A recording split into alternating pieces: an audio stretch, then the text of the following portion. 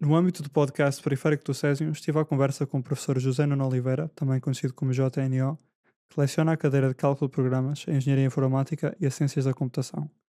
Esta conversa teve como principais temas a informática, como ela é lecionada tanto no nosso curso como fora dele, bem como a programação funcional e métodos formais, enquanto paradigma e forma de pensar. Espero que gostem.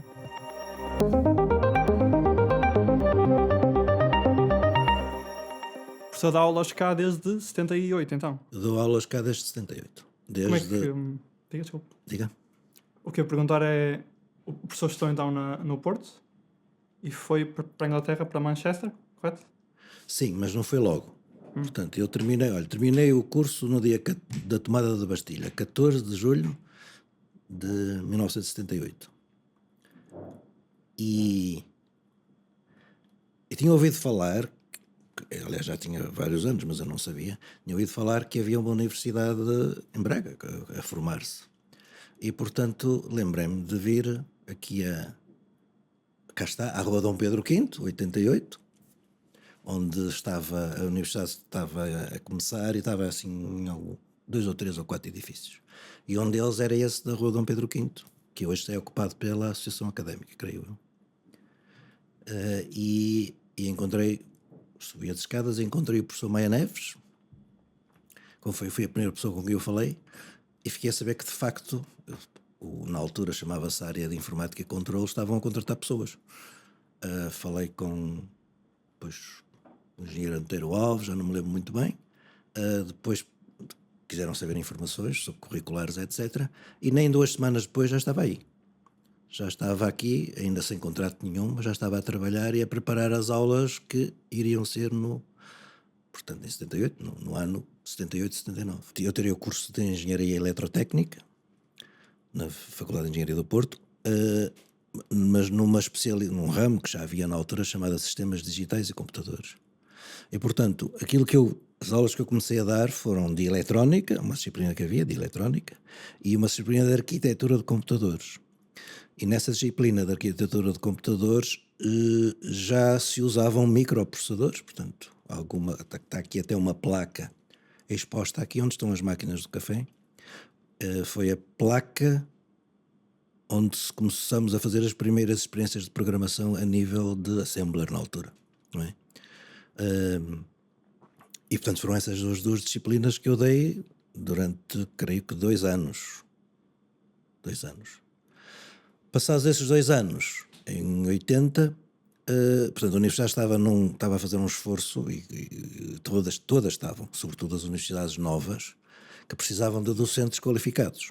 Portanto, estava montado uma espécie de um programa em que as pessoas estavam aqui durante um período de 1 a 2 anos e depois concorriam a uma bolsa para ir fazer um mestrado e doutoramento noutro sítio, normalmente lá fora. Ora, lá fora onde? Em universidades onde a computação, portanto, na altura ainda não se chamava propriamente de informática, era a computação, estivessem muito desenvolvidos. Era o caso de Inglaterra, da Universidade de Manchester, onde já docentes que entretanto já tinham feito doutoramento já havia uma certa tradição aqui nesta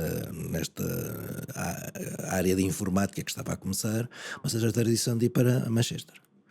E não fui só eu que fui, depois o professor Francisco Moura também foi, portanto o professor João Álvaro Carvalho também foi.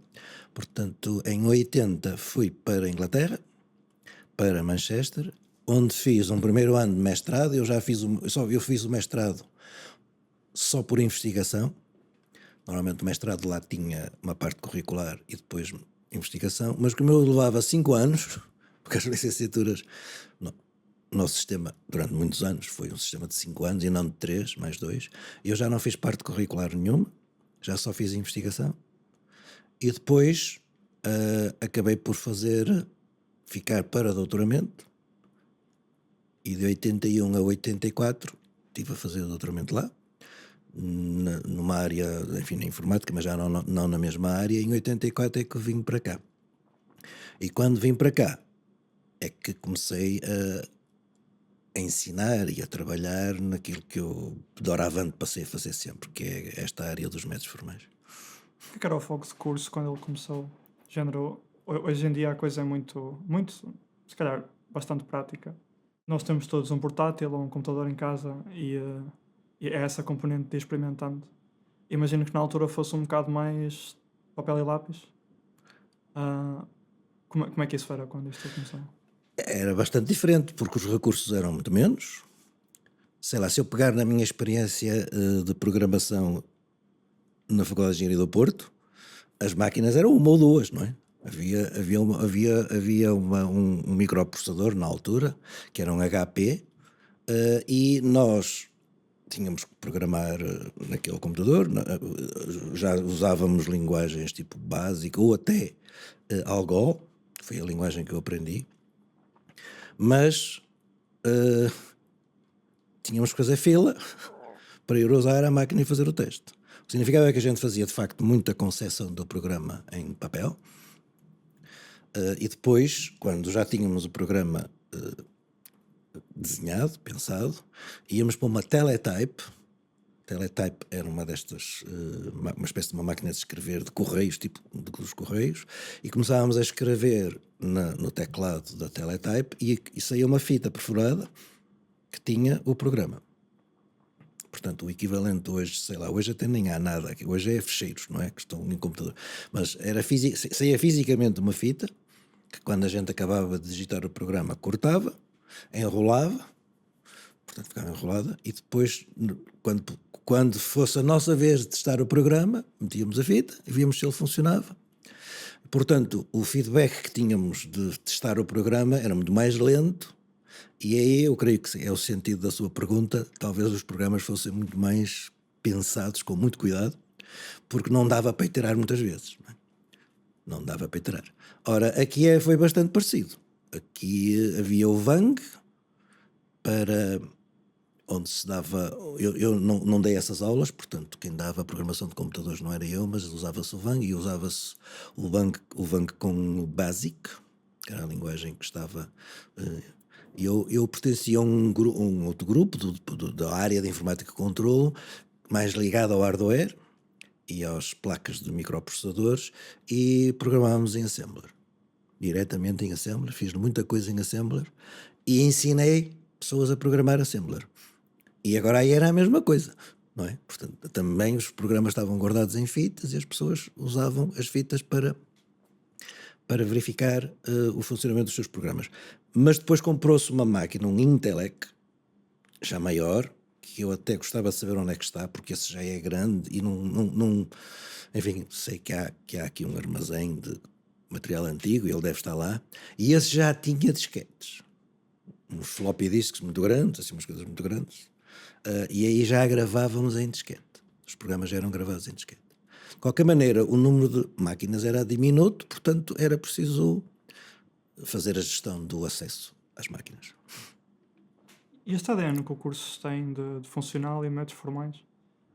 Eu entendo que isto não é uma coisa muito comum aqui em Portugal, pelo menos aquilo que eu vou falando com pessoas de fora. Este foco em PEV e em Haskell até parece um bocado alienígena, vá. O pessoal que não está no Minho. De onde é que isso surgiu e porquê é que há esse foco tão grande? Eu contribuí para esse foco, mas não fui a única pessoa a contribuir. Eu descobri a programação funcional quando estava a fazer o meu doutoramento, e o meu doutoramento foi em máquinas paralelas, ou seja, foi a desenhar uma semântica formal para uma máquina paralela que tinha sido construída, ou estava a ser construída naquele departamento, porque é um departamento que tem uma grande tradição em construção de hardware. E fui lendo, fui estudando, e descobri que havia um artigo de 1978, ano em que eu me tinha formado, mas eu obviamente não o conhecia, só conheci muito mais tarde, que foi escrito por um computer scientist muito célebre, John Backus, e onde ele dizia que a programação tradicional, imperativa, tinha os dias contados se estivéssemos a pensar em abraçar agora o desafio de programar máquinas paralelas. E o que ele sugeria, era uma ruptura completa com a tradição, era que se usasse programação funcional e um cálculo de programas que estava associado a essa mesma programação funcional. O cálculo de programa sempre parece-me ter um bocado de mérito como o acesso a máquinas é limitado, se calhar fazia muito mais sentido ter os programas já checked antes sequer chegarmos. Sim, mas no início isto era mesmo muito primitivo, porque a outra contribuição, esta foi a minha, eu entrei pela programação funcional assim, mas outros colegas também entraram, e por exemplo tivemos uma colega, Leonor Barroca, que fez doutoramento com uma pessoa, se não me engano foi doutoramento, creio que foi muito ligada à programação funcional, chamada professor Peter Henderson. E essa, sim senhora, uma pessoa com muita investigação e trabalho e ensino da programação funcional, e esse foi um dos filões que também veio para cá para reforçar esta componente da programação funcional. Na altura, os métodos formais são mais antigos, os métodos formais são dos anos 60, portanto é da década anterior. E esse professor Peter Henderson, tinha sido um resistente aos métodos formais, achando que eles não faziam falta, porque ele achava que a programação funcional, que na altura era Lisp, era suficientemente matemática para não precisar de métodos de raciocínio e cálculo associados. Mas depois acabou por reconhecer que faziam falta. E escreveu uma biblioteca em Lisp chamada Me2. E ele chamou-lhe Me2 porque queria dizer com esse nome, eu também concordo que fazem falta estes métodos. E essa biblioteca era uma biblioteca essencialmente que descrevia tipos de dados abstratos, já mais estruturados, nessa linguagem Lisp. Ora, nós fomos herdeiros dessa biblioteca, porque ela chegou cá através dessa nossa colega, e então aí começa a haver uma espécie de duas coisas a correrem ao mesmo tempo. Não só a ênfase na programação funcional, e também a ênfase nos métodos formais passavam a ser mais práticos, porque nós podíamos começar a pegar numa especificação formal e animá-la naquela biblioteca. Nós até chamávamos isso prototipagem. Era uma biblioteca de prototipagem das ideias. Portanto, das ideias que nós tivemos para o programa. E é assim que surge este filão funcional. Até antes mesmo de haver uma reestruturação do curso, onde depois a programação funcional passou a ser uma disciplina. E há a mesma opção de que seja a primeira disciplina de programação. Isso mais tarde soubemos que o MIT fazia a mesma coisa, mas nós não copiamos, nós não sabíamos. E hoje, nos chamados currículos do ACM, existem várias modalidades para se ensinar informática, várias variantes. Uma começa por Object-Oriented e outra começa por Imperativo, e uma começa por Funcional. É chamada a abordagem Functional First. Portanto, os currículos dividem-se em vários grupos e este é nós estamos a adotar o Functional First. E adotámos-lo há muitos anos. E o que é mais ou menos o raciocínio? Eu sempre achei, por exemplo, eu vim de secundário a ter tido um bocadinho de contato com Python, e tive mesmo muita inércia a perceber Haskell, porque eu estava tipo, mas onde é que há fors? Onde é que estão os whiles? Onde é que estão as variáveis? E um dos argumentos que eu sempre dei para a PF ser a primeira coisa a ser dada em termos de programação no curso é o facto de, depois de aprender imperativo, funcional parece ainda mais alienígena do que já é. Enquanto quando se vem da matemática, se calhar funções são funções, vocês falaram disto ano passado, não sei o quê. Isto é a minha visão, mas nessa altura também o pessoal não vinha do secundário ou do equivalente na altura com experiência em Python e Cs, por isso... Não vinha, mas está completamente correto nessa análise. A experiência mostra, não estou a dizer nada dogmático ou programar, a experiência mostra que quem começar pelo funcional não tem dificuldade a adaptar-se a qualquer outro paradigma. Mas quem começar, por exemplo, pelo paradigma imperativo, tem bastante dificuldade a entrar no funcional. Porquê? Porque o funcional tem coisas, portanto é matemática, como disse, portanto tem essa característica de ser um paradigma muito suportado pela matemática. Aliás, o cálculo de programas existe porque é um offspring da matemática que está por trás da próprio conceito de função.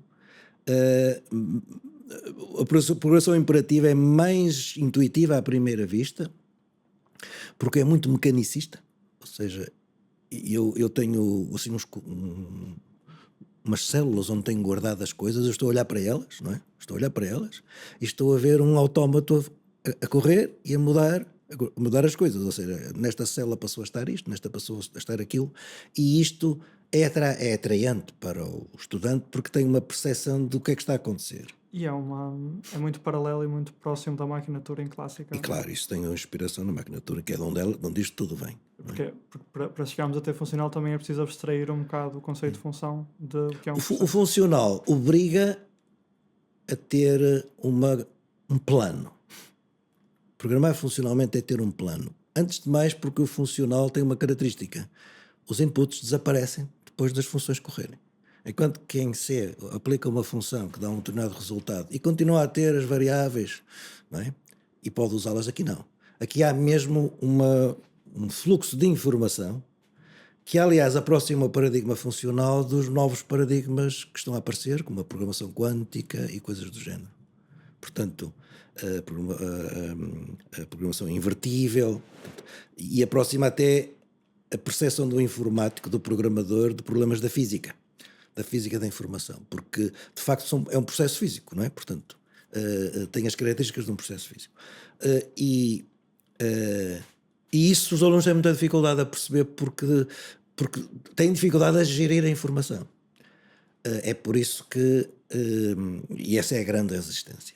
Mas, e também baseia-se essencialmente em coisas muito pequenas.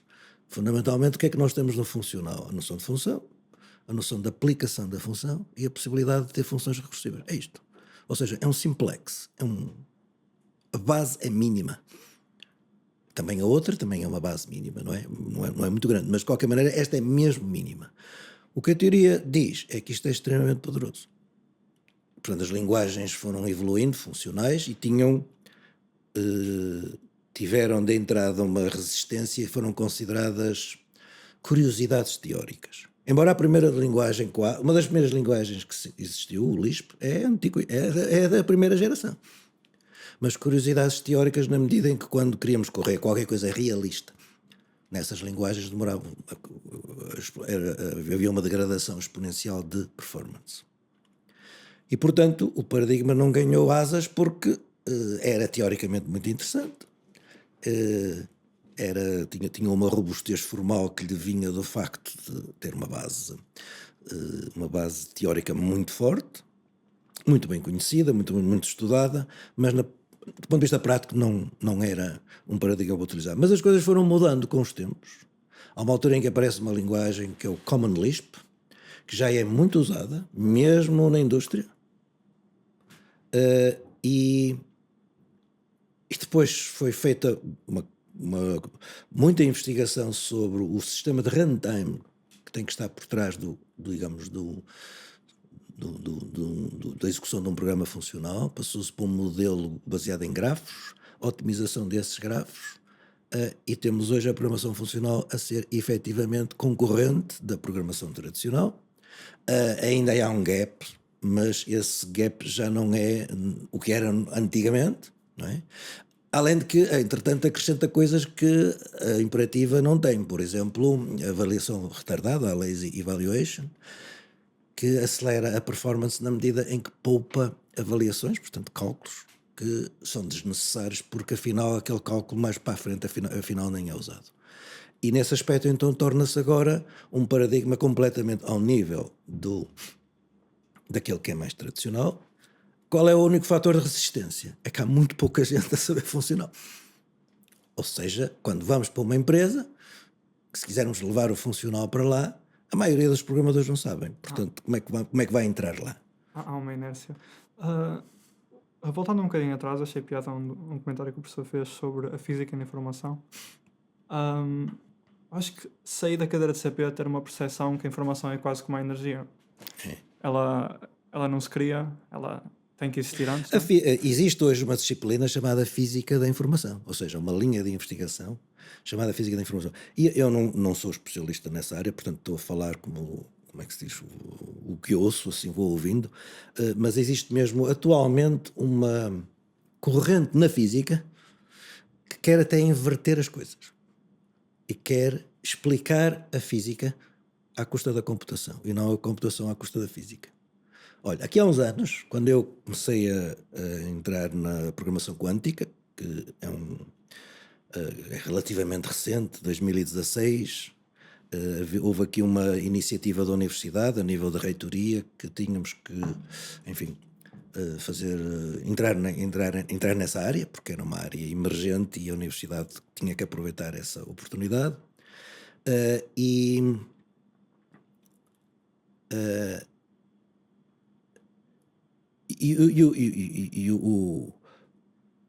portanto, entramos na programação quântica, não é? E eu achei interessante que não havia assim uma quebra tão grande de continuidade entre a percepção do que é um programa quântico do que é um programa funcional. E o que é mais ou menos a Porquê? percepção? Porque, repare, veja, por exemplo, o que é a composição funcional, não é? Onde nós temos um pipeline, se quiser, em que a informação vai sendo manipulada, transformada, através de sucessivos passos, até obtermos, do início do pipeline até ao fim, o resultado final. Se reparar na física, quando tem equipamentos ligados, é exatamente o que acontece. Não é? Os sinais elétricos vão passando de uns dispositivos para os outros e, portanto, isto é essencialmente a mesma coisa. A única diferença é que na programação quântica as funções são transformações lineares, ou seja, o universo é um bocadinho mais é um bocado diferente, não é? Porque trabalhamos com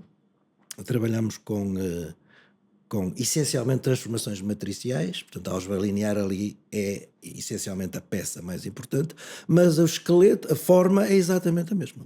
Um programa quântico é uma sucessão de etapas até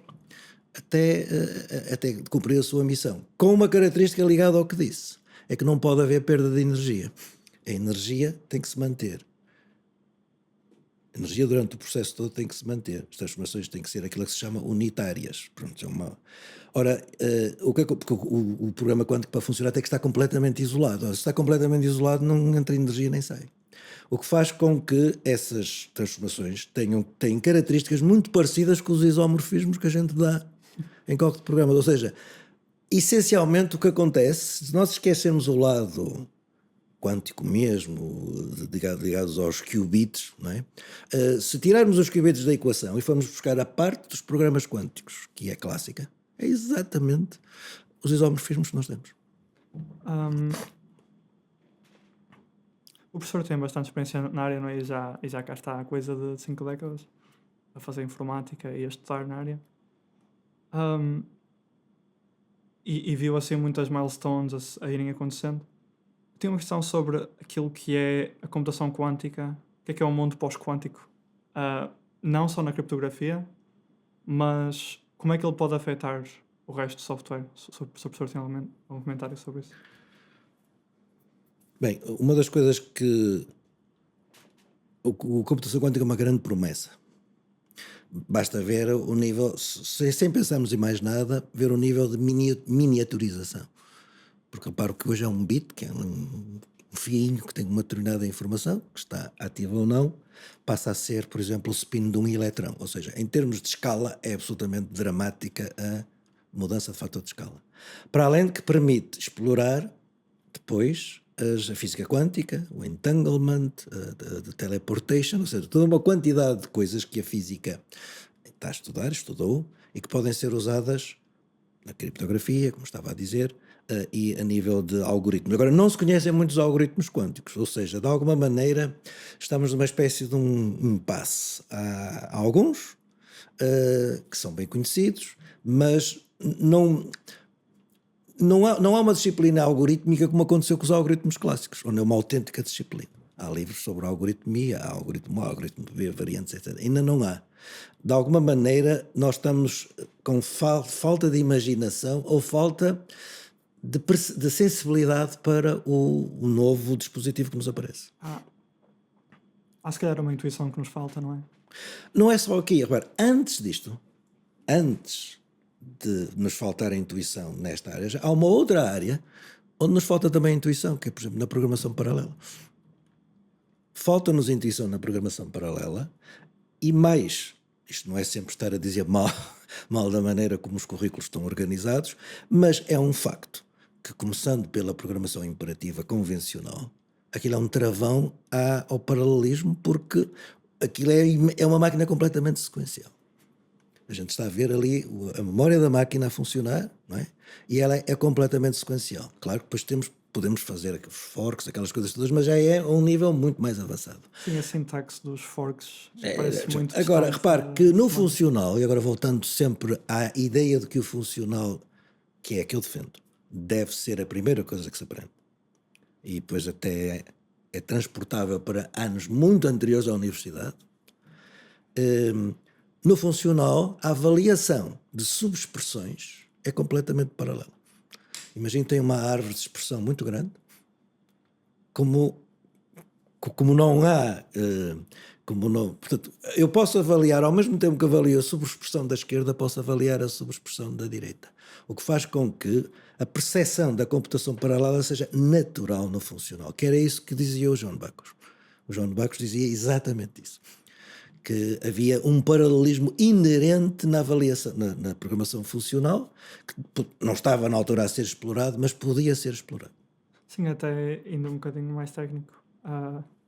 E tipo, arriscando-me a alienar algum pessoal que ainda não teve CP, temos aquela lei do banana split. E a ideia com split katas é um kata de splits. Um split de katas é um kata de um split. Exatamente. Exato.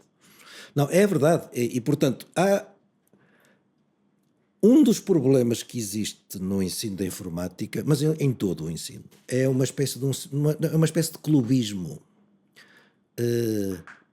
A gente defende as coisas porque é o nosso clube, não é? E já não imaginamos, nem sequer imaginamos mudar de clube, que é uma coisa que, aliás, a gente sabe que a nível desportivo é quase impossível, não é?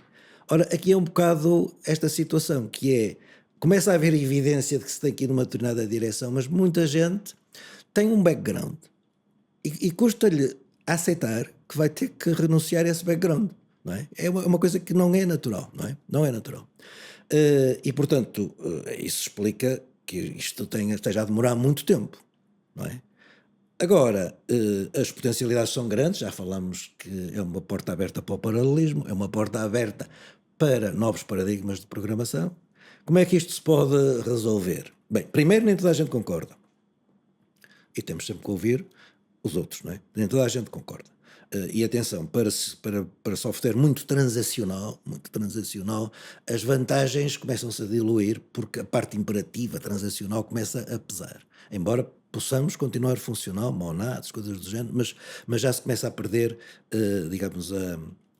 começas a perder as vantagens que estão instaladas. O que é que está a acontecer e que é bastante curioso? Há empresas de raiz a começarem funcional.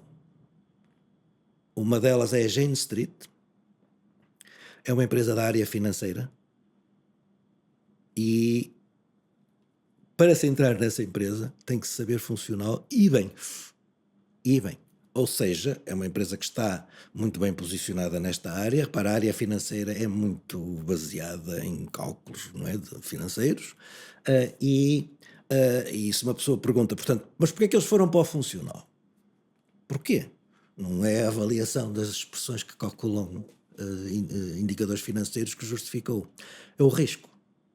E agora entramos numa outra parte da vantagem do paradigma, Que a correção importa imenso, não é? que é o type checking, ou seja, é muito mais fácil fazer type checking. A teoria do type checking está muito desenvolvida e funciona como, se diz em inglês, uma safety net. Ou seja, a probabilidade de nós cometermos erros diminui drasticamente. Ora, no setor financeiro, um erro pode ser fatal, porque o setor financeiro lida com dinheiro, e no momento em que alguém vê que o seu dinheiro não está em lugar seguro, muda de sítio. E, portanto, estas áreas estão a começar, de facto, a usar estes métodos, e não só, portanto, até nós no início começámos por falar que a programação funcional aqui, isso é mesmo verdade, esteve sempre associada uma visão formal.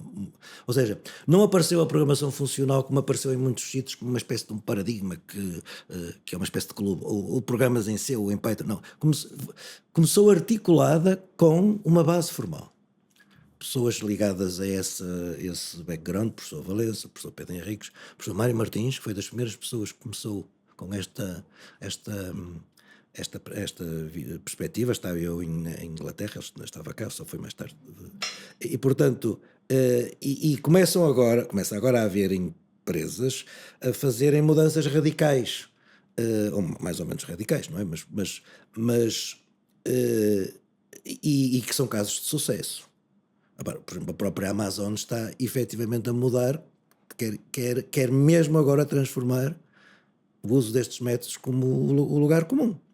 Repare, a Microsoft, quando começou a desenvolver o Spec Sharp, etc., começou a ir nessa direção porque achou que era necessário, porque começava a ver, como é que se diz?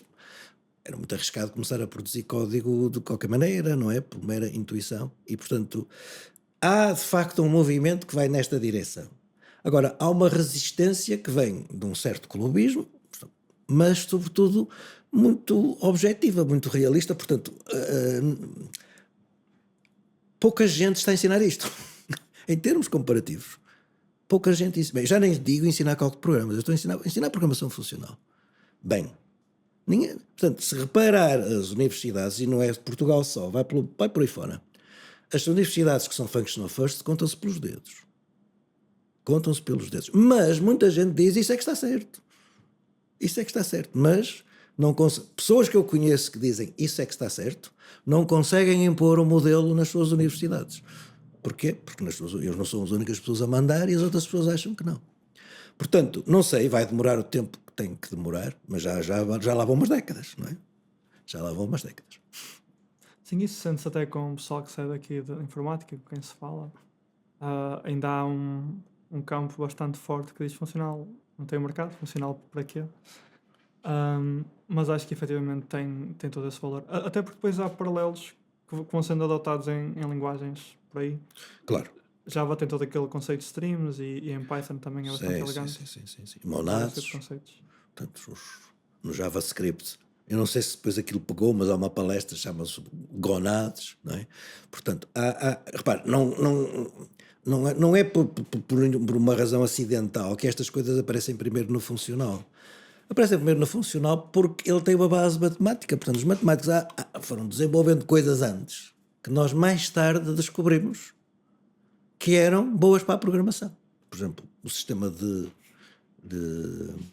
type checking, por exemplo, os monads, cá está, que é uma construção matemática muito antiga e que alguns, o nosso colega italiano Eugenio Moggi acabou por, na tese de doutoramento dele, achar piada àquilo e começou a perceber que aquilo lhe estruturava muito bem as coisas e propôs o uso daquele dispositivo matemático na programação, e aquilo foi um fósforo. E então, portanto, praticamente hoje já não há ninguém que trabalhe em programação funcional que consiga dispensar esse conceito, não é?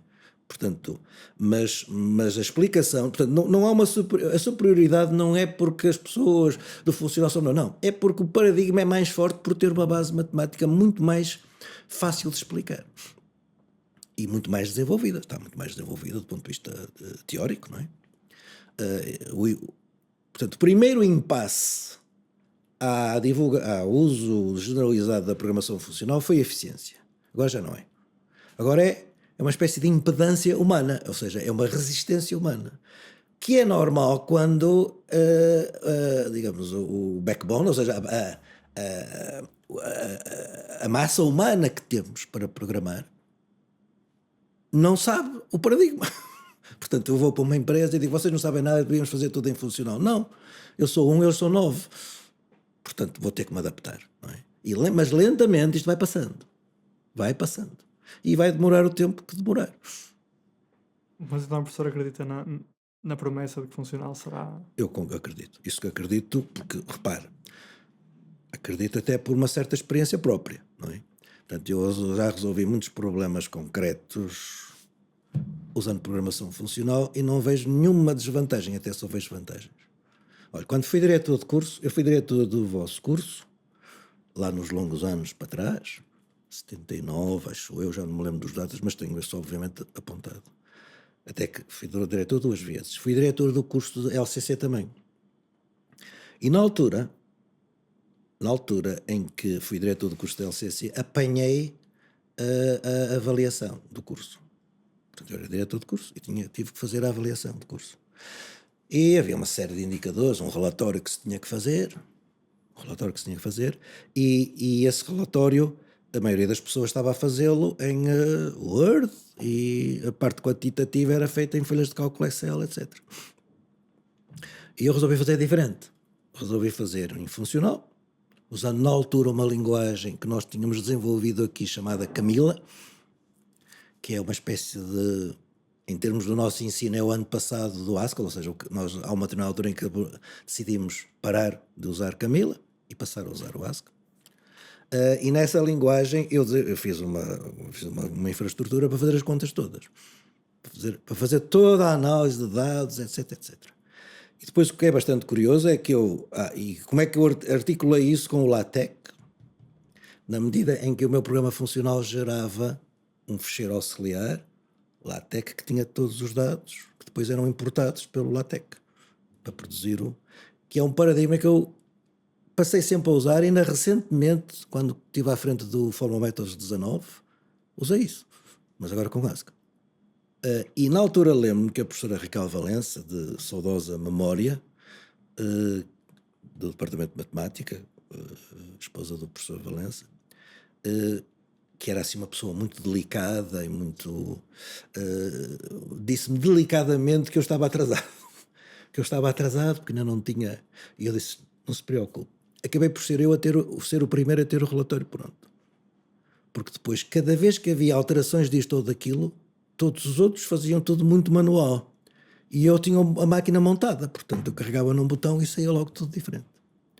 Ora, essa foi uma evidência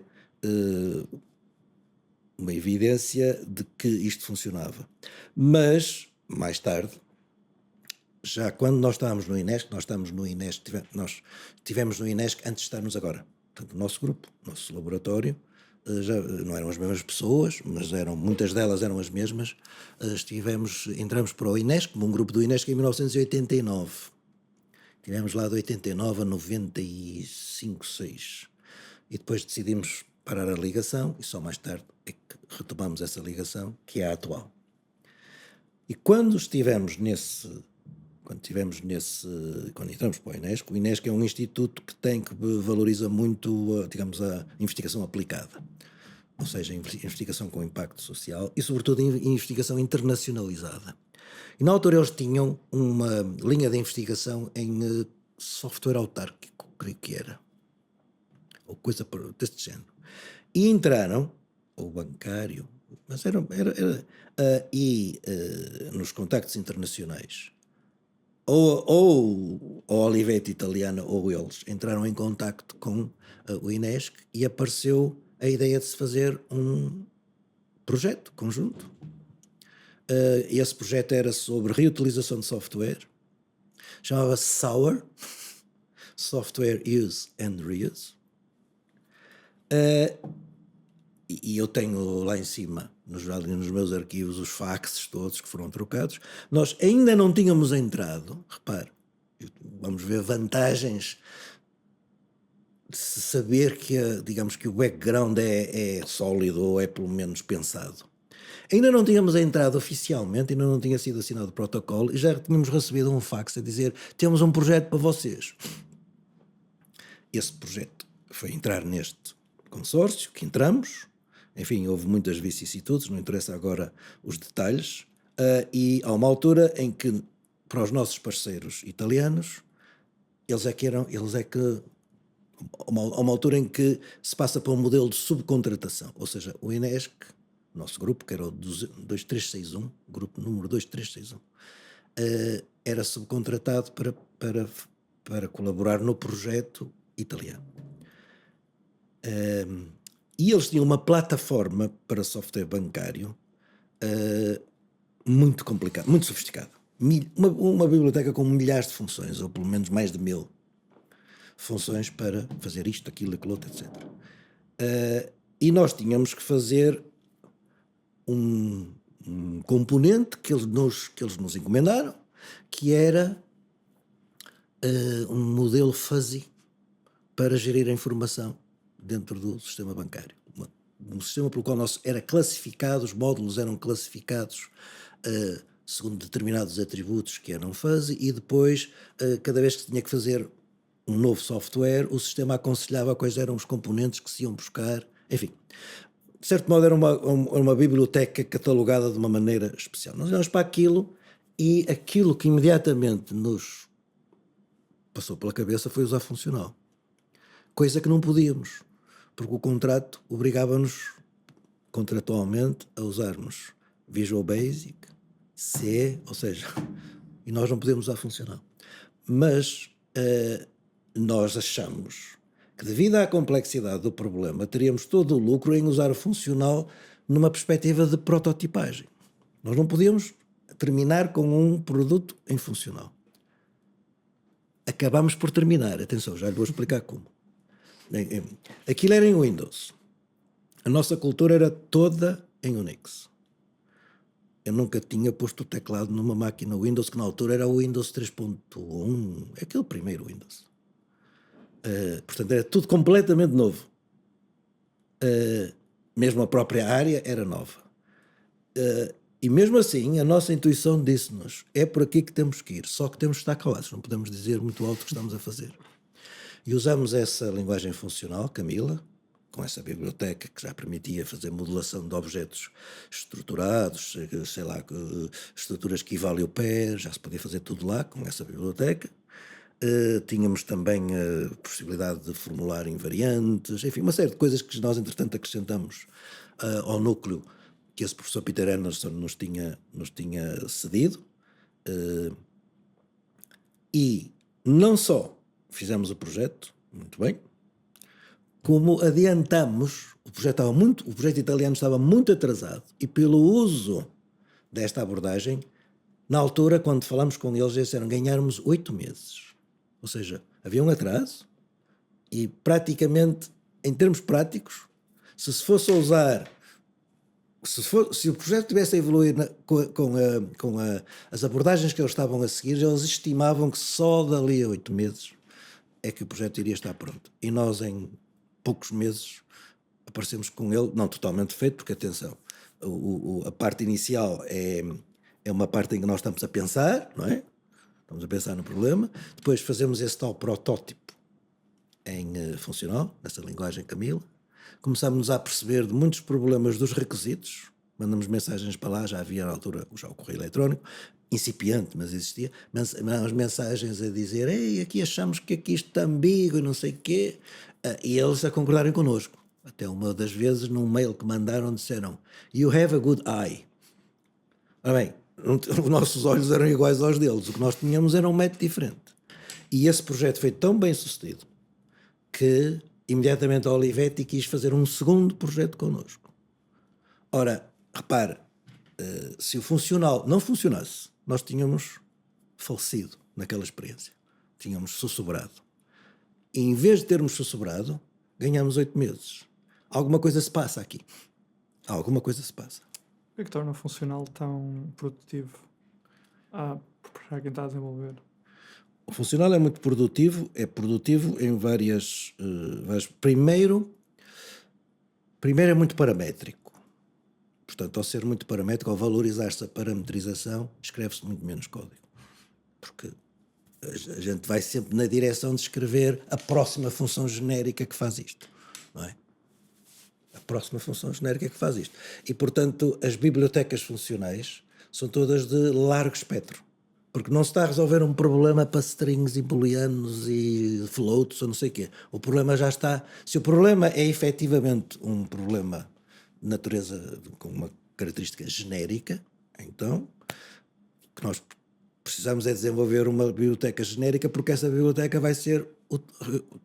Estamos a maximizar a sua capacidade de reutilização. Por outro lado, ao escrevermos menos código, escrevemos menos código. Portanto, Portanto, e a probabilidade de errar é mais pequena. Por outro lado, quando começamos a estrutura, como a programação funcional é muito baseada em combinadores, que vocês em cálculo de programas a gente estuda, e mesmo antes, folds e coisas do género, é muito baseada em combinadores, o programador já não tem aquela liberdade que tem no imperativo, de chegar ali e começar a escrever por ali fora, whiles, if then else, fores. Não, ele já estrutura as suas soluções de acordo com estes combinadores. E o próprio combinador já é uma espécie de design pattern que resolve este problema, resolve-se aquilo, resolve-se aquilo, resolve-se aquilo. E nesse aspecto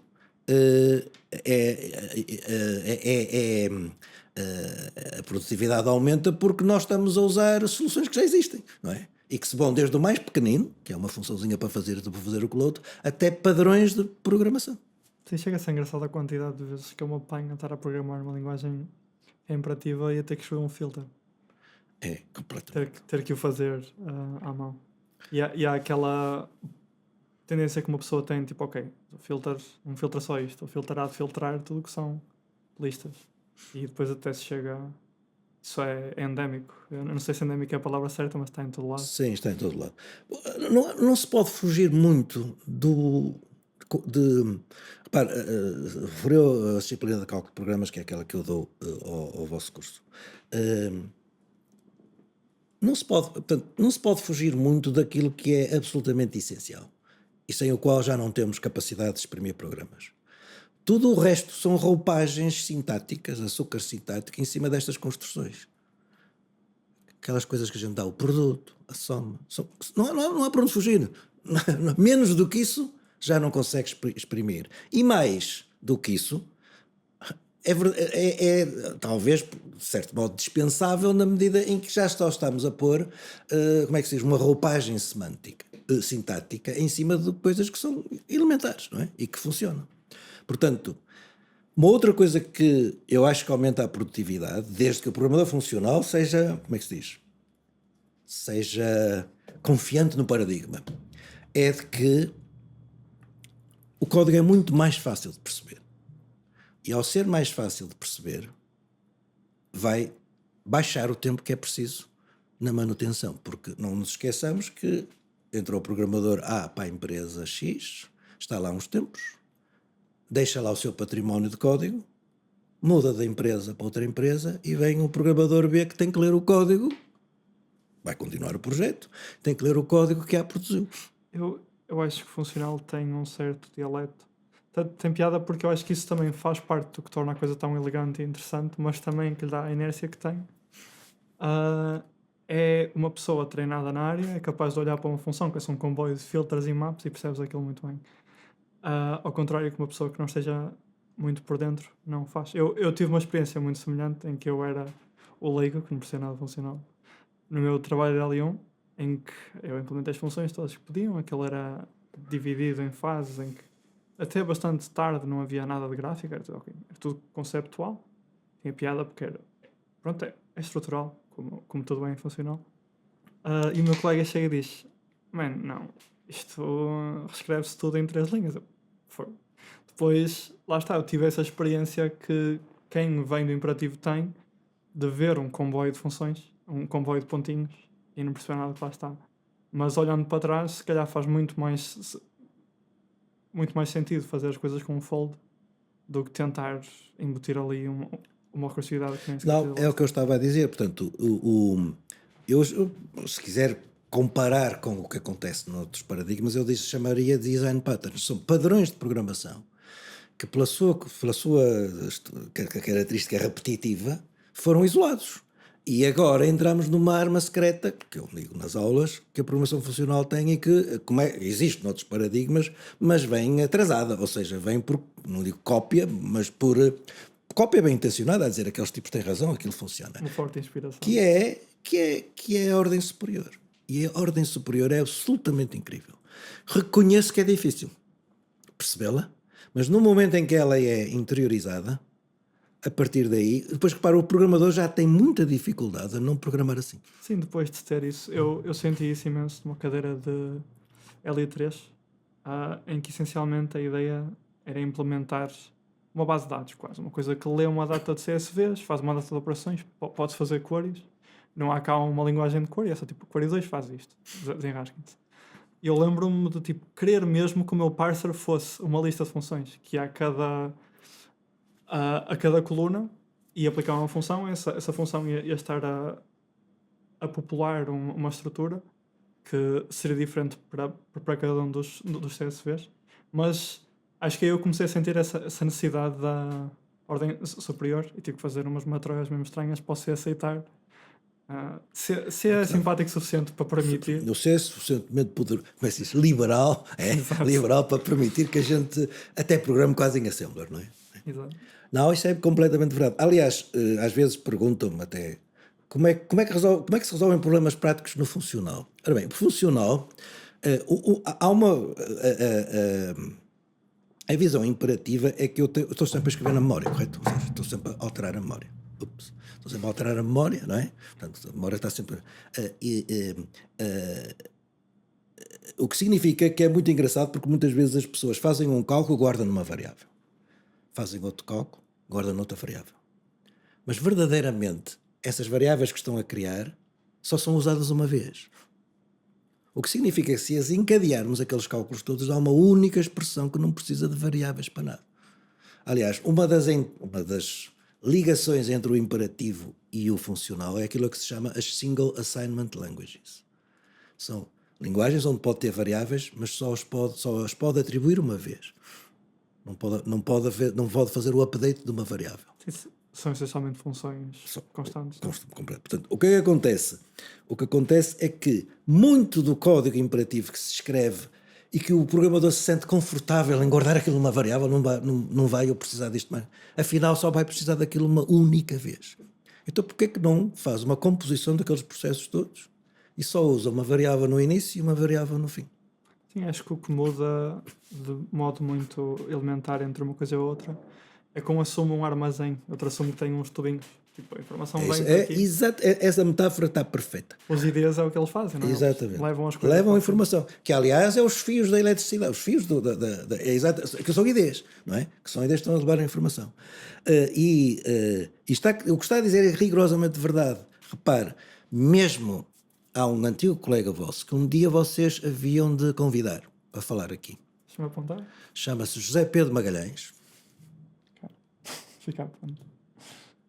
José Pedro Magalhães, um aluno muito interessante e muito bem sucedido da vossa licenciatura, claro, quando ela tinha 5 anos, se chamava Lesi, está neste momento em Londres, à frente de um departamento de desenvolvimento de software para um banco, que é o Standard Chartered. Passou muito tempo no Oriente e agora está à frente de uma equipa de programação, mas este banco é dos tais que há muitos anos resolveu começar a fazer uma parte do software em funcional. E neste caso até Haskell. Uma espécie de um Haskell que eles adaptaram por razões que agora não interessa e devem ter tido a ver com detalhes, com detalhes de funcionamento do software deles. E esse é o Standard Chartered, dos primeiros bancos a usar funcional a sério mesmo. Neste momento ele está em Londres. Eu, aliás, não sei se no seu ano de CP eu mostrei esse link, mas eu acho que eu tenho o link na página. Ele recentemente deu uma palestra, até aqui, deu uma palestra sobre quanto vale em dinheiro o negócio que ele está a gerir todo em funcional. E é muito grande, é um valor astronómico. E ele, nessa palestra, explicou qual era a arquitetura do software que eles estavam a usar. E agora há uma coisa muito interessante que eu percebo muito bem, porque em todas as aplicações concretas que tenho feito do funcional, é um invariante que aparece sempre, chamada folha de cálculo. Há uma coisa que é invariante e que aparece sempre como ligação do mundo físico, não é? Repara, no funcional uma coisa que é interessante é a separação entre aquilo que é físico e aquilo que é computacional, aquilo em que é o dataware e aquilo que é o middleware. Mas no funcional nós até não nos preocupamos muito com a camada interativa, porque nós num interpretador conseguimos simular essa camada interativa, pelo menos na fase toda de desenvolvimento. Mais tarde sim, Mais tarde, o middleware vai ser escondido numa camada interativa, um website, qualquer coisa, uma web interface que faz chamar esse middleware. Ora, este isolamento é muito bom, porque permite, quanto mais isoladas estão as coisas, mais separadas estão, mais fácil é fazer mudanças, não é? É fazer, sei lá, às vezes é mudar uma funçãozinha no middleware. Eu cheguei a estar à frente da cadeira da L1. E quando estive na frente da cadeira da L1, fizeram-se projetos em Haskell, onde o Haskell era o middleware. O resto já estava tudo montado. E o que vocês tinham que programar era o middleware, porque o dataware já estava muito bem definido e a interface também estava. Até lembro que na altura simulavam-se erros nas funções, e as funções estavam umas por implementar, outras estavam erradas, e o que os alunos tinham que fazer era fazer a correção daquilo. Ora, isto é um invariante, ele diz, há uma coisa absolutamente fundamental, chamada folha de cálculo, neste são CSVs. Porquê? Porque fazem a interface das bases de dados, o meio de passar, a interface que mais se usa para passar a informação do dataware para o middleware é a folha de cálculo. Até é importante mencionar que até no front-end, na parte visual, está a haver um push. Está a haver um push. O Elm, por interessante. exemplo, o Elm é uma linguagem funcional para fazer. Sim, até de uma forma um bocado, mesmo usada muito na indústria, é agora o React. Aquilo funciona à base de componentes e os componentes passaram recentemente, ou algo recentemente nos últimos anos, a ser funções. E tem piada porque eles tentam que aquilo seja funcional, não conseguem a 100%. Ou se calhar não querem a 100% por já não estar a alienar muitas pessoas. Porque também ainda há o conceito de side effects, é importante que existam no meio. Pois, os side effects na funcional são domesticados com o conceito de monad. Portanto, quando começamos esse é o último, é andar na formação de um programador funcional, é aprender a usar bem monads. E uma vez mais, monads são outra vez design patterns para situações particulares que correspondem a coisas que se verifica que se tem que fazer. Nós temos de facto que ter o código funcional a receber um output e a receber um input e a produzir um output, mas queremos que ao mesmo tempo aconteça qualquer coisa debaixo do tapete, com o qual nós não queremos estar preocupados. Queremos reter e se estruturarmos os nossos programas com monads, há monads para todos os tipos de gostos e feitios, é outra vez a noção de design pattern a aparecer, mas muito domesticado, é um conceito matemático, muito matemático. Portanto, uma vez mais, vem a matemática a ajudar à produtividade, porque agora a gente consegue coisas que fazíamos com uma série de códigos funcional feio, não é? Cheio de lets, cheio de wheres, etc. Agora, não é? Porquê? Porque definiu-se uma nova disciplina composicional, continua a ser composição de funções, mas agora essa disciplina o mindset continua a ser o mesmo, faz-se isto, depois faz-se aquilo, depois faz aquilo, depois faz aquilo outro, mas agora nessa composição está escondida, não está escondida, ela é feita automaticamente pela construção matemática que o Monad oferece. Uma delas é a programação probabilística. A programação probabilística é tão simples como isto. A função deixou de dar como resultados um valor, passou a dar uma distribuição de valores. E a próxima é igual. Recebe um input e dá uma distribuição de outputs. Como é que eu faço agora para compor funções? É como a dar uma distribuição. Ora bem, há um monad chamado monad das distribuições e há uma forma de compor funções que estão estruturadas no output por distribuições e eu escrevo F composto com G. E as continhas todas das probabilidades são feitas automaticamente. Lá aparecem por baixo. Ora, isto é poderoso. Temos que concordar, é poderoso. Qual é Até porque minimiza imenso a quantidade de código. Agora, quais são as dificuldades que temos? Primeiro, uma resistência de uma comunidade mundial que não está a ser ensinada assim. Se não está a ser ensinada assim, pronto, a gente pode dizer agora, então devia ser ensinada. Pronto, agora são opções das instituições, das universidades. Não está a ser ensinada assim. A outra resistência é que isto é mais matemático do que a produção de software no paradigma imperativo. Obriga a mais conhecimentos matemáticos, vocês sabem disso, quando uma disciplina como cálculo programa, obriga a ter um domínio do discurso matemático mais sólido. E muita gente não gosta de matemática.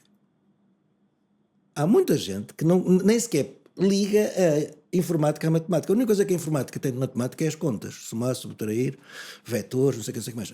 E não, e é exatamente o contrário. A programação é inerentemente matemática. Aliás, os dois paradigmas de programação, o funcional e o imperativo, nasceram ambos no mesmo ano, em 1936.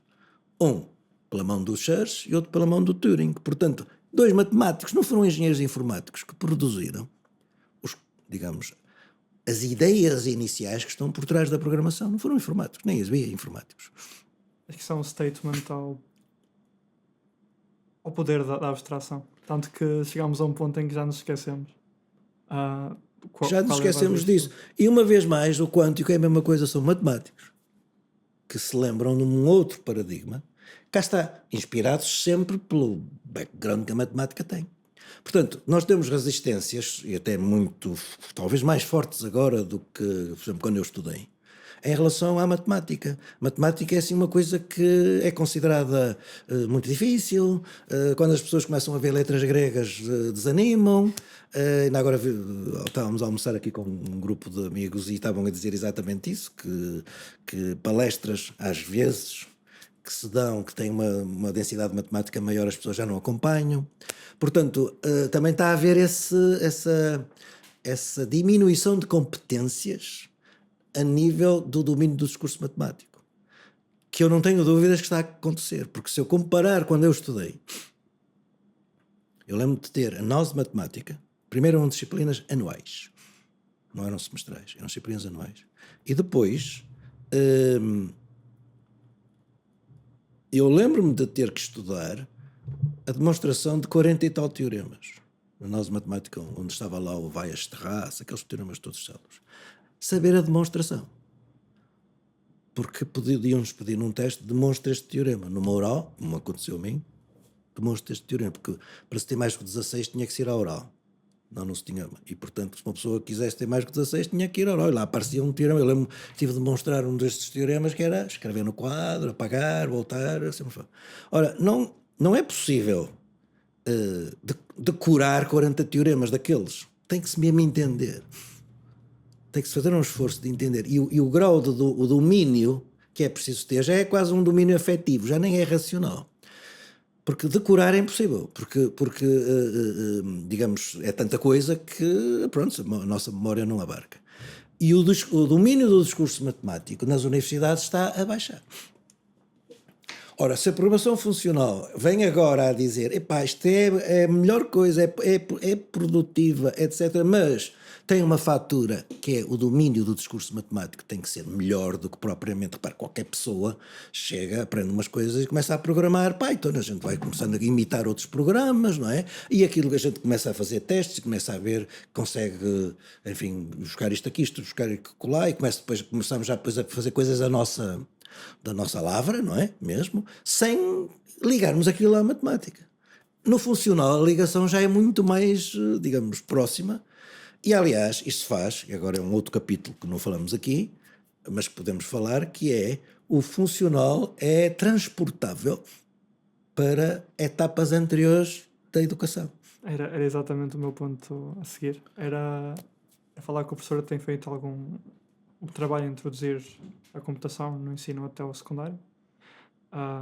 E pronto, força, dá-lhe o microfone. Pronto, nós, a origem deste projeto está em tem duas origens. Uma é um antigo aluno nosso daqui, que hoje é digamos, a pessoa que está à frente dessa associação, que se chama ENSICO, Ensino da Computação.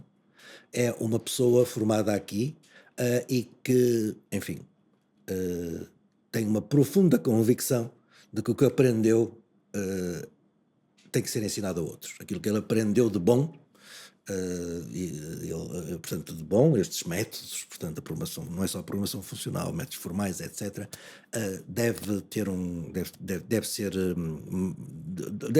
ser ensinada de tal maneira a que apanhe uma muito maior gama da população. Depois, na altura em que ele teve filhos, tinha os filhos na idade escolar, ele foi a primeira altura em que se começaram a fazer as primeiras experiências de usar computadores nas escolas. E ele achou que aquilo não era produtivo, como de certo modo ainda hoje não é, e que não levava a nada, que eram umas coisinhas que se faziam, uns robôs, etc., e a coisa não entregava nada de definitivo e de estável. Mas ao mesmo tempo, e isto é, temos com a pai 12, 13 anos. Quando o verão no campus começou, ele começou antes, acho eu. Eu só entro no verão no campus, já a coisa ia muito em andamento. E o nosso departamento resolveu propor uma atividade no verão no campus. Ela foi proposta na primeira atividade dessas, eu não estive, mas depois já colaborei numa segunda e percebi que aquilo era um veículo muito interessante para se experimentar, ver até que ponto é que matérias universitárias, porque a ideia é essa, chegam cá os estudantes, estão aqui uma semana, e é dizer-lhes o que é que se aprende aqui, o que é que se estuda, e fazer-lhes uma introdução aos cursos, porque no fundo muitos deles o que querem vir cá saber para que curso é que vão, não é? Muitos são muito objetivos, bem cá são. Mas uma das boas maneiras de mostrar o que é que os cursos são é adiantar a matéria, ou seja, alguma da matéria que se dá, por exemplo, nos primeiros anos, ensaiá-la ali e ver como é que eles reagem. E eu fiz a experiência de ensinar funcional. E funcionou bem. Primeiro começámos com alunos até 11º, 12º, e fomos andando para trás. Passámos a aceitar décimos, e lentamente esse módulo no verão, esse módulo chama-se Computação Sem Fronteiras, esse módulo passou a ficar estático, como é que se diz? Um módulo em que nós pedimos sempre uma sondagem aos alunos no fim, e era bem avaliado pelos alunos. Achei piada aquilo, porque era muito prático, era em vez de estar ali a ouvir qualquer coisa, a falar do que é um computador, ou coisas um bocadinho livrescas, não, era como ainda é hoje, muito prático. E eu comecei a perceber que este era um paradigma de computação que era bastante fácil de levar para os bancos da escola, até porque colava muito bem com coisas que eles estão a estudar. Eles estão a estudar funções na matemática. Isto, na física, usam funções. Não é? Usam raciocínios matemáticos que envolvem funções. Ora, aquilo encaixava bem e fomos puxando pela ideia. Até que há uma altura em que este meu colega diz assim: temos que escrever um livro. Com base nas suas experiências, umas coisas que eu cá sei, temos que escrever um livro. Mas acabamos por não escrever livro nenhum. Era seria um livro direcionado para crianças que quisessem começar a aprender. O que ele depois se lembrou, ele é uma pessoa com uma grande energia, portanto uma capacidade de implementação de coisas, de ideias muito grande, lembrou-se de criar esta associação. Entretanto, eu tinha ouvido falar, através de colegas de um grupo a que eu pertenço a um destes grupos IFIP, e com muitas conversas que temos lá, esse colega, Roland Beckhaus, falou-me de umas experiências, quando eu lhe contei isto, falou-me de umas experiências que estavam a fazer na Nova Zelândia, ou na Austrália, sobre ensinar computação a crianças sem computadores. Eu li os papers deles e achei aquilo muito interessante, porque bateu completamente em cheio com uma ideia que eu tenho, e toda a gente, e muita gente tem, não sou só eu. O que interessa é ensinar conceitos, não é ensinar tecnologia. E o que é que da computação pode ser útil a toda a gente que não é informáticos?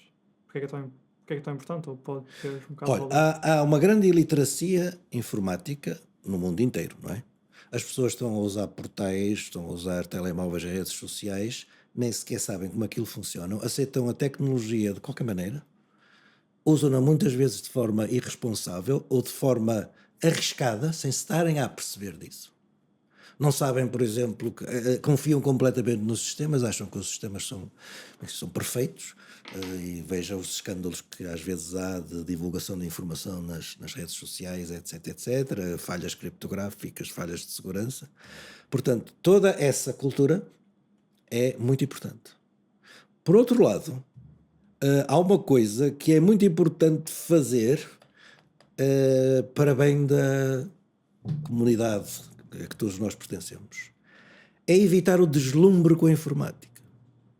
Portanto, quando uma pessoa não sabe nada de informática, todas estas coisas tecnológicas deslumbram as pessoas. Ficam deslumbradas. Como é que é possível agora? Um programa que faz isto, um programa que faz aquilo. Isso é muito mau, porque depois faz com que as pessoas, nesse deslumbramento, quando vão para órgãos de decisão, vão começar a adotar soluções que muitas vezes são caras, são dispensáveis, e que muitas vezes até são contraproducentes. E há um deslumbre com a tecnologia que não é bom. É muito mais importante uma pessoa aprender as tecnologias da informação, a programação, a computação, como aprendeu física e matemática, e como aprendeu biologia, e como aprendeu outra. Ou seja, é um lastro que permite à pessoa mais tarde dizer: sim senhora, eu lembro-me de estudar que, não é? Por exemplo, repara, os miúdos, naquilo que nós ensinamos, uma das coisas a que eles são mais sensíveis é a parte criptográfica. Porque perceberam qual era o problema do espião ao meio a conseguir decifrar. Perceberam a encriptação, o processo inverso de desencriptar, e aquilo excita-os, porque acham muita piada aquilo de passar uma mensagem esquisitíssima que ninguém consegue ler, e que depois, havendo um acordo entre as partes, qual é a codificação, a encriptação e a desencriptação. Portanto, isto é cultura básica. Para alguém que tem que usar a tecnologia todos os dias, é cultura básica. Até tinha 2 pontos acerca do que professor disse. Tem piada como a informática, quanto mais se anda, até chegando à parte de redes em particular, em todo lado, mas especialmente em redes, começa a perceber que é conceitos muito transversais, omnipresentes. Claro. Uma das formas de explicar o conceito dos hacks, de TCP, lá o que é falar do mensageiro que tem que ir de um lado ao outro de uma montanha, aquele problema dos exércitos. E tem piada como... Parece que, tanto como a matemática é quase uma linguagem do universo, ou assim, que ela surge, é necessário, sistemas são sistemas, precisam de regras, e às vezes parece que aquilo que nós aplicamos em informática, a bits, é aplicável a sistemas em qualquer lado, seja numa linha de produção, este conceito de paralelismo. O importante são os conceitos. E o que se tem que ensinar é conceitos. E em vez de ensinar 2 ou 3 ciclos fora em Scratch, etc., que entregam aquilo, e depois a pessoa até pode começar a fazer experiências e anda um bocadinho mais, mas é mais importante ensinar conceitos. Conceitos, por exemplo, representação da informação, como é que ela é representada. Eles gostam muito do binário, deliram com o binário, deliram com circuitos lógicos. Portanto, repare, miudinhos muito pequeninos a perceberem o que é um circuito lógico, a negação. E, portanto, aliás, neste programa, a programação funcional está lá metida dentro, mas não aparece logo. Durante 4 anos não aparece. Durante os primeiros 4 anos não aparece nada à vista, mas está lá. Porque eles estão a fazer à mão transformações de informação que mais tarde vão ser feitos em... Por exemplo, nós usamos Haskell porque pode parecer assim estranho. Porque é que se vai buscar esta linguagem e não outra? Há uma razão, e atenção, o Haskell só começa a ser usado a partir do 5º, a partir daí depois, sim senhora. Há uma razão muito objetiva que talvez as pessoas normalmente não pensem. Um dos problemas quando a gente está a aprender uma coisa nova é aquilo que eu... Enfim, deve haver um termo melhor, mas eu chamo impedância linguística. Que é, quando a língua é muito diferente, eu tenho uma resistência. Repare, se me aparecer aqui um texto em chinês, ele é tão diferente daquilo que eu sei, a impedância é máxima. Eu, pura e simplesmente, não adiro e não percebo nada. Mas há outras coisas, se eu estiver a ler alemão, eu sei alguma coisa de alemão, mas pouco, ainda há uma impedância linguística, mas há coisas que eu identifico, até porque a estrutura das frases tem alguma coisa a ver com o inglês, etc. Ora, quando se está a estudar disciplinas com uma componente científica, há uma coisa que é usada transversalmente, que são as funções. Elas são usadas na física, são usadas para o cálculo estatístico, então uma quantidade de coisas que usam este conceito. E usam-no com uma sintaxe muito simples. Sim, até porque a sintaxe acaba por ser verbos e nomes, não é? Exato. Ordenar uma lista vazia. Exatamente. As ações são verbos, não é? Portanto, as transformações são verbos e as estruturas de dados são os objetos. Ora, o que acontece é que tem que ser natural para os estudantes passarem a usar. Tem que ser natural eles verem que fizeram qualquer coisa no papel que faz sentido num determinado contexto e que podem transportar para nós usamos o Jupyter Notebook, para uma célula do Jupyter Notebook, escrevendo praticamente a mesma coisa. sem ter agora pontos e vírgulas, chavetas, a atrapalhar, que são sempre coisas que eles têm que saber. Portanto, essa é uma razão muito forte. A outra é de que linguagens sofisticadas com um type-checking muito sofisticado, como é o caso do Haskell, têm uma característica. Eu posso programar sem tipos. Eu devo programar com tipos, mas numa primeira fase posso programar completamente sem tipos nenhuns. Repare, quando eu estou a escrever f de x igual a x mais 1 em matemática, bem, naquele caso é tão simples, porque normalmente o mindset é reais, não é? Portanto, funções reais de variável real, portanto, os tipos até nem variam, mas eu posso escrever o programa sem tipos absolutamente nenhuns, porque o próprio interpretador está a fazer o tracking dos tipos, não é? Está ele próprio, à medida que eu vou escrevendo, vai ele próprio inferindo o tipo, como sabe muito bem, mais geral daquela expressão, e enquanto esse tipo mais geral existir, deixa-me andar. Se eu, por acaso, cometer um erro, esse tipo mais geral já não existe, há uma colisão, há uma incoerência, e aparecem aquelas mensagens horríveis a dizer, cometeu este erro, etc, etc. Ora, isso faz com que a impedância ainda reduza menos, porque, por exemplo, nós consideramos outras linguagens, F#, possibilidade de usar outras linguagens, mas essas linguagens estão a meio termo, têm uma coisa que é aborrecida. São funcionais já, mas ainda têm muitos tiques das linguagens mais comerciais. Por exemplo, eu aqui e acolá tenho que declarar os tipos. Ora, a declaração dos tipos é uma coisa complicada, porque então já temos que ir para as aplicações do conjunto A para o conjunto B, ou seja, já são conceitos que não são assim tão simples. Portanto, como a impedância linguística é zero, eu diria que é zero, os alunos não têm dificuldade nenhuma em escrever aquilo, porque era o que estavam a escrever no caderno. E agora, uma coisa nova, porque este projeto está a andar, já começa a ter alguns anos de experiência. Nós estamos agora já a formar professores, começamos pelos de matemática, professores de matemática das escolas, ações de formação, e são eles agora a dar as aulas. E agora uma coisa bastante curiosa é os professores de matemática gostarem muito da linguagem. Ou seja, os próprios professores aderem naturalmente porque acham que aquilo, cá está, é aquilo que eles esperariam que se tinha que escrever, não é? E, portanto, o sucesso aí do funcional é explicável por estas razões. Ou seja, quando as pessoas começam a escrever programas, não são corpos estranhos. Pegue num livro de matemática e ponha lá um programa em Python. É um corpo estranho. A sintaxe é diferente, não é? Agora escreve-se de uma maneira diferente. Tipicamente, a reação de um aluno é: isto agora é uma coisa e tenho que estudar isto é diferente. Enquanto nós queremos transmitir exatamente a ideia oposta. É a mesma coisa. Quando passa do papel para a célula do Júpiter, é a mesma coisa. O que está a escrever é exatamente a mesma coisa que tinha no papel. O que acontece é que aquilo é animável, é interpretável. Eu gostava de voltar um bocadinho atrás, quando estava a falar que as pessoas ficam vislumbradas ou deslumbradas com a informática. O que estava a pensar é que tem piada com... Parece que a informática é um novo mito, é uma nova magia. Porque durante imenso tempo a gente não percebia nada de química nem de física.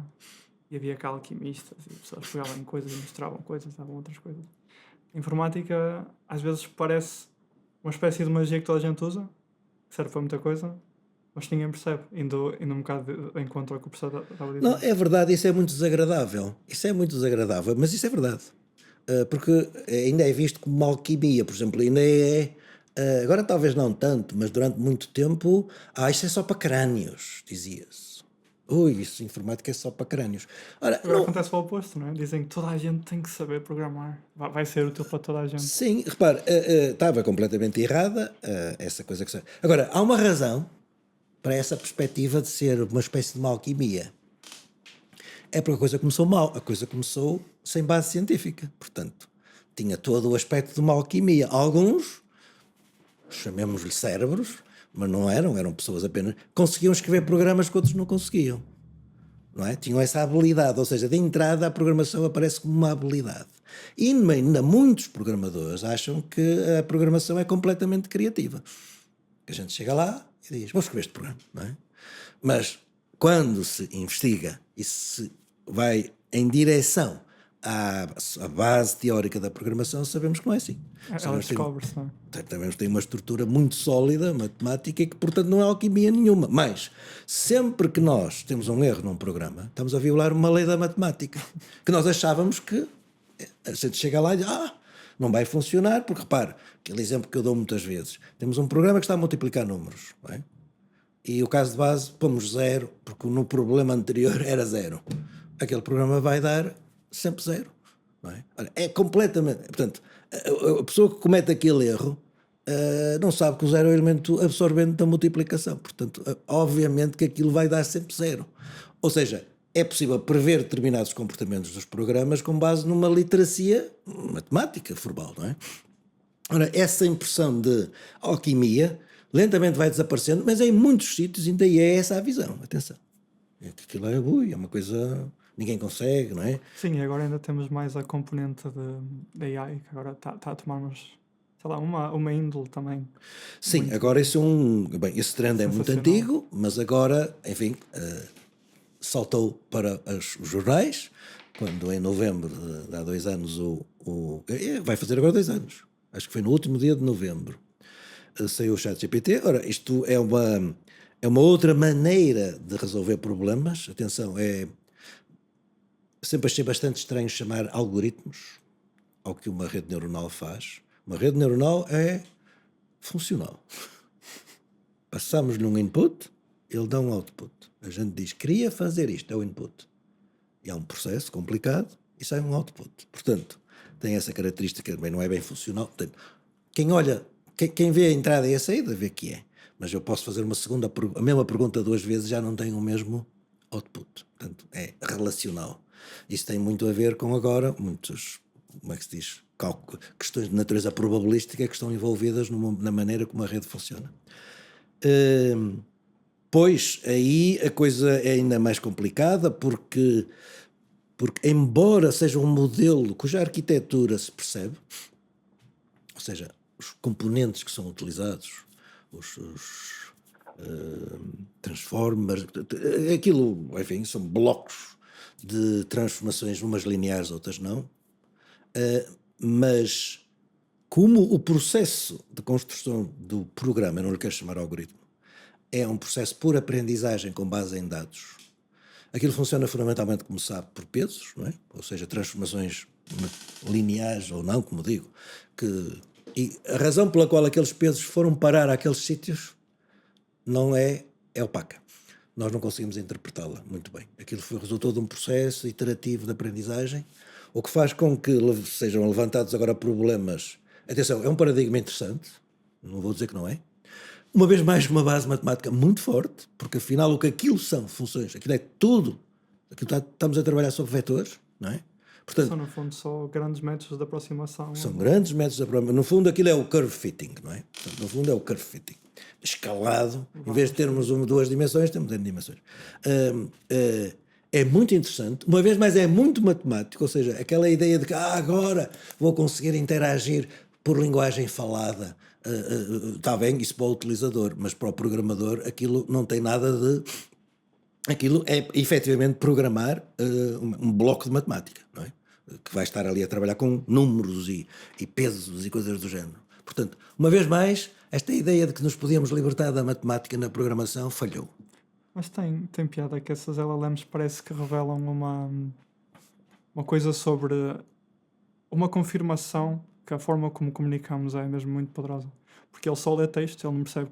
Ele percebe contexto, ele arranja contexto, mas na realidade não percebe a semântica. Mas a verdade é que da sintaxe, como nós falamos de coisas, surge uma máquina que é capaz de exibir, ou fingir, uma quantidade incrível de conhecimento. Isso é profundamente interessante. É claro que ele é uma espécie de máquina de imitação, ou seja, o output que ele está a gerar é uma imitação de muitos outputs que foram produzidos em circunstâncias semelhantes. Agora, o que ele é bom é combinar os contextos, isso é verdade. Não é? Portanto, essa é uma nova... eu acho que agora temos que reconhecer. Aliás, eu acho que a nível de software tem havido relativamente pouca inovação. E agora esta inovação da inteligência artificial é um facto, os especialistas sabiam disto, mas a comunidade em geral não sabia, mas levanta mais problemas do que resolve. Porque se esta é uma tecnologia para ser usada na prática a resolver problemas relevantes da vida real, por exemplo, na área da medicina, na área da, como é que se diz, da arbitração, do arbítrio jurídico, sei lá em quantas áreas, não é? Repare que a sociedade tem sempre, um Estado de Direito, tem a noção de que tudo tem que ser explicável. Ou seja, se eu por acaso vou para uma entrevista de emprego e não sou selecionado, eu exijo que me expliquem porque é que A foi selecionado e B não foi. E há, em princípio, critérios objetivos a dizer, olha, ponteou mais aqui. Ora, quando agora essa tarefa é relegada para uma rede neuronal, nós não sabemos, não conseguimos detalhar exatamente quais foram os motivos para, não é? A ser selecionado e B não ser selecionado. Sim, Mas há porque investigação nessa área, é chamada SHAI, Explainable AI. E é onde pessoas dos métodos formais estão agora a investir. Isso tem piada. É. O SHAI, a inteligência a explicar, é agora como é que nós vamos, repare, uma das coisas interessantes, e eu aliás até já comecei a fazer alguma investigação nisso, mas ainda muito incipiente, que é, como é que se especifica uma rede neuronal? Qual é a especificação? Porque, não, enfim, na teoria da programação em geral, há uma especificação que descreve e que diz o programa deve fazer isto. E depois há uma implementação em que a gente diz, olha, este if then else e aquele while estão a fazer esta parte daquilo que disse que era para ser feito. E esta parte é feita por este for. E esta parte... Ou seja, o código é explicável. Qualquer pessoa pode questionar o funcionamento do código, mas vai-se à source e vai-se ver o que é que lá está. Ora, quando uma rede neuronal foi treinada, nós não sabemos exatamente onde é que foi parar. Uma coisa interessante que se podia fazer era pegar num programa convencional, que sabemos exatamente quais são os blocos e como é que eles são combinados, e colocá-lo uma rede neuronal para resolver. E depois andar lá a ver os pesos, a ver onde é que estão os if then else, porque esses if then else vão estar lá. Eles vão estar lá, algures, transformados em, como é que se chama isto? São as activators, as activation functions. E repara, uma activation function, por exemplo, uma tangente hiperbólica. A tangente hiperbólica é assim uma coisa, com esta forma. Se a escalar, e se a reduzir, fica mais ou menos parecida com aquilo que se chama um degrau de Heaviside, que era 0 e a partir de um determinado momento passou a ser 1. Aquilo é um if then else.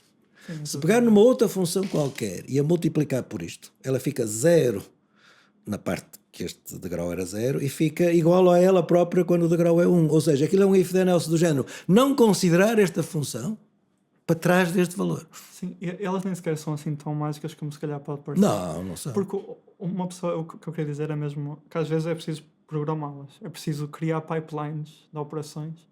Por exemplo, os Transformers todos têm um tokenizer que não é um pedaço de AI.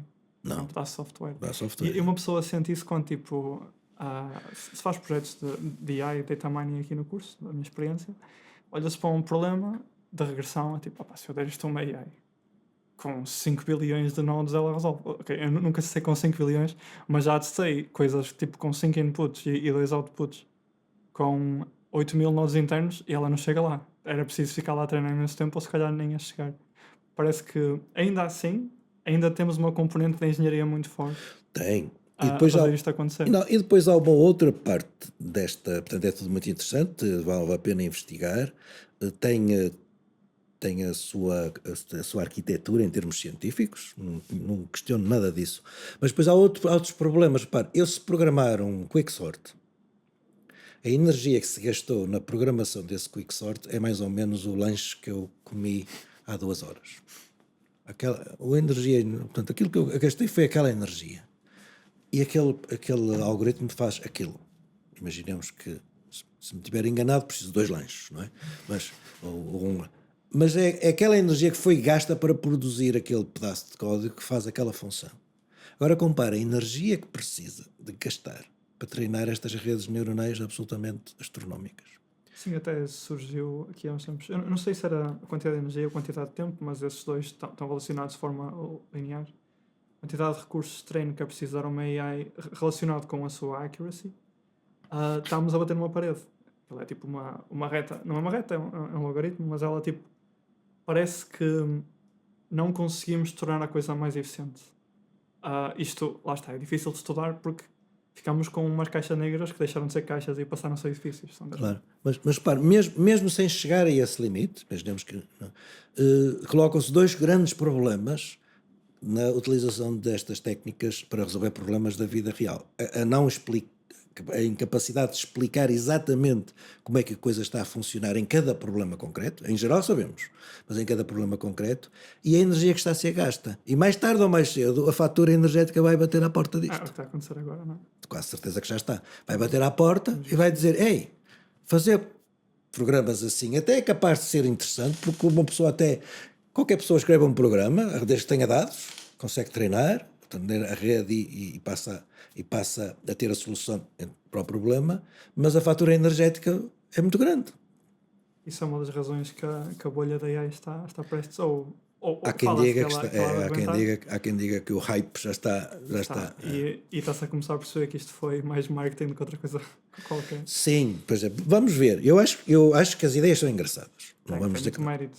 Tem muito mérito. Aliás, tem muito mérito. Não vamos dizer que não. É interessante, portanto, tem uma base científica que se percebe. É pegar no curve fitting e escalá-lo, não é? Portanto,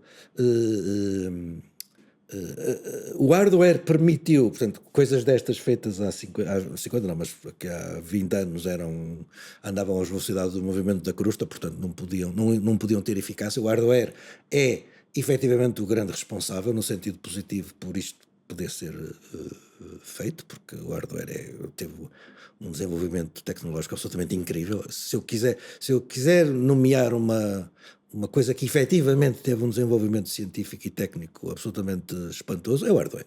O software não.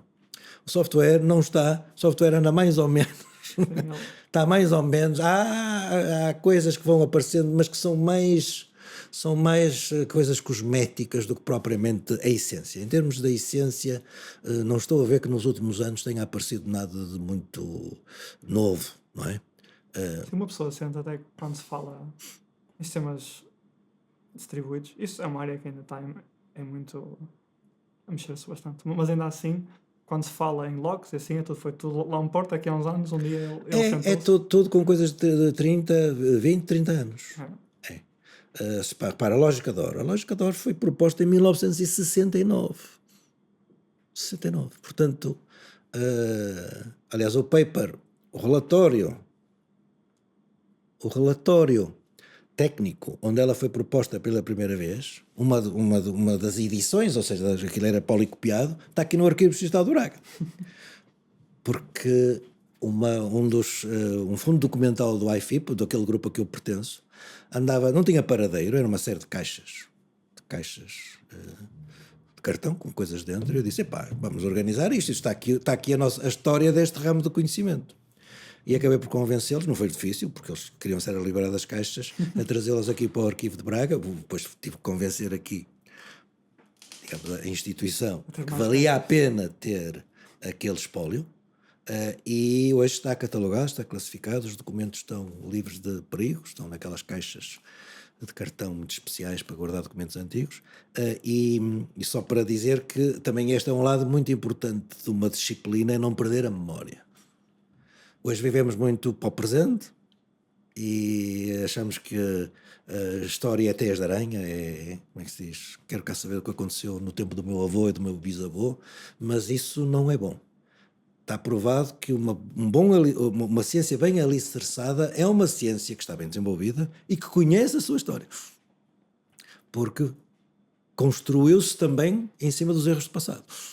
Ou seja, resultados científicos que se descobriram que não eram verdade. Aliás, a física está a passar por isso agora. A física teórica está numa crise existencial, neste momento. Ou seja, até do ponto de vista da história da física, é interessante ver que chegou-se agora há 40, 50 anos que não há nada de novo, e as teorias que entretanto foram propostas estão a cair por terra, portanto andamos a marcar passo durante estes tempos. Sim, mas em alguma altura a gente não Há sei. sim. Há de cristalizar. Há Não necessariamente por completo, mas se calhar a física até é uma área bastante célebre porque explica bastante bem o que quer explica explicar. muito bem. Aliás, vamos lá ver, a verdadeira, na minha opinião, se me quiserem, se me perguntarem, dá um exemplo de uma ciência, eu digo logo a física. Porque é aquela que aos meus olhos me mostra mais o que é a disciplina científica. Sim, até porque Através ela, da experimentação chegar a modelos matemáticos que depois são a explicação da...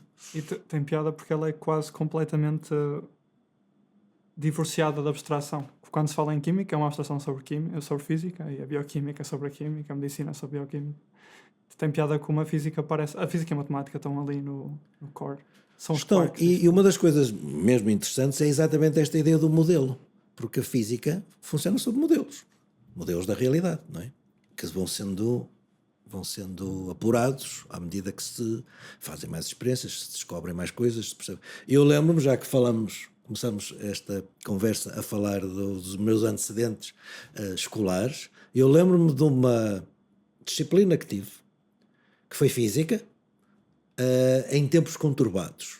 Eu fui apanhado pelo 25 de Abril e no 25 de Abril as universidades, como era de prever, enfim, foi uma transformação tão grande no país que houve períodos sem aulas, portanto, houve uma certa perturbação, o que fez com que, para a coisa não se perder, portanto, é abril, não é? Abril até junho, criou-se um semestre de recuperação no verão.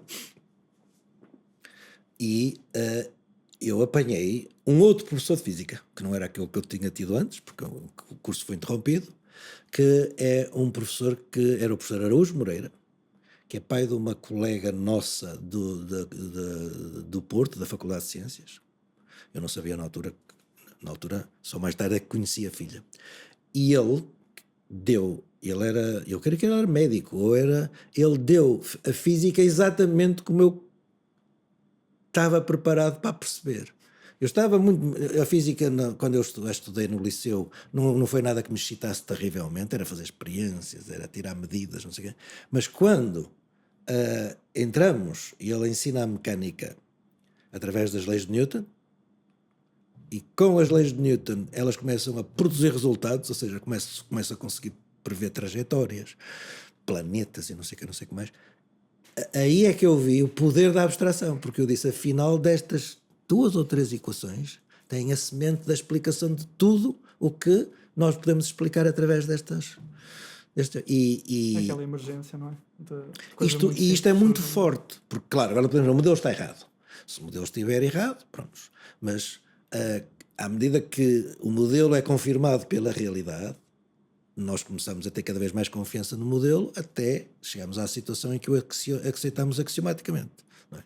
Ora, nesse sentido é uma ciência perfeita, porque vive da observação, da experimentação, mas normalmente os grandes passos que dá são na criação de um modelo, que é matemático, e depois toda a inferência de conhecimento é feita sobre o modelo matemático. Uma espécie de um casamento perfeito entre a realidade e a abstração que a matemática traz. E o que nós queremos fazer em informática, em programação, é isso.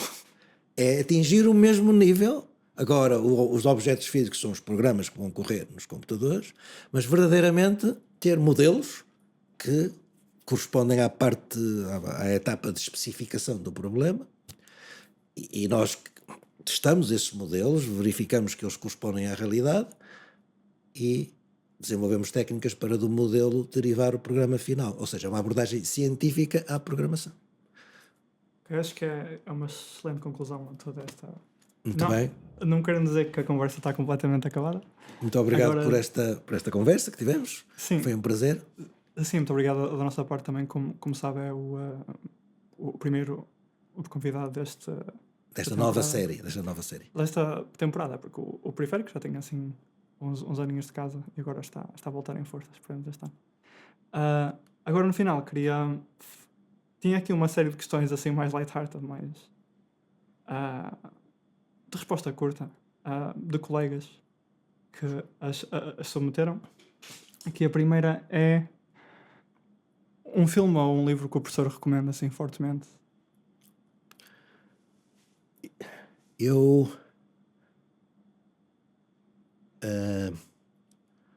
quase que coincidem. O livro é o Guerra e Paz de Tolstói. Está tudo lá. Até agora, que estamos a viver tempos de guerra na Europa, aquele livro é o livro que se deve ler. E foi o livro que foi, na minha opinião, melhor adaptado ao cinema. Em 69 houve uma produção russa do Guerra e Paz, que é para mim um dos melhores filmes que eu alguma vez vi. Portanto, neste caso eu ponho o mesmo livro e filme, porque são efetivamente livro e filme o livro que eu mais importância, que eu gostei mais, e o filme que um dos filmes que eu gostei mais. Isso até seria uma sequela interessante. Não se calhar no contexto deste podcast, mas até gostava de falar sobre o que é que são, tipo, os backgrounds filosóficos que o professor foi explorando, porque acredito que isso faz parte da vida dos académicos. Faz, eu acho que sim. Em alguma altura Acho começar a que explorar. acho que sim. Se uma função tem side effects e ninguém os vê, a função tem side effects. Se ela tem side effects que não são observáveis, mas é uma função, ou seja, dá sempre o mesmo resultado para as mesmas entradas, então esses side effects não são side effects. Ok. Correto? Não são, porque senão estavam a interferir no funcionamento da função. Side effect significa efeito lateral ao funcionamento da função. Mas é uma questão interessante. Nós temos aqui outra muito menos técnica.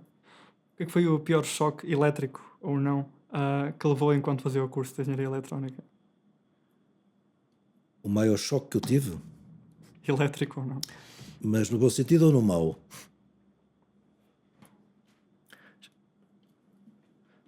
Porque essa pergunta porque sendo uma engenharia eletrotécnica, lidava-se com eletricidade, correto? Exato. Nas aulas laboratoriais nunca apanhei choque nenhum. Portanto, se formos pelo lado do choque físico, não tive nenhum. Choque do ponto de vista que vocês dizem, não é? Não tive também. Eu achei sempre que o que me estava a ser pedido não era chocante. Tinha era que estudar, não é? Mas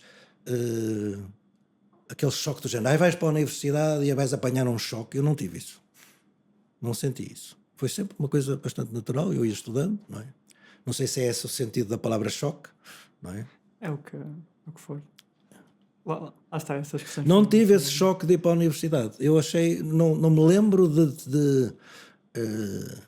quer dizer, passei a ser muito mais independente, porque passei a viver muito mais fora da casa dos pais. Mesmo assim eu estava a viver na casa dos meus pais, portanto não me lembro de ter sentido aquele choque que muita gente diz, a universidade é um choque.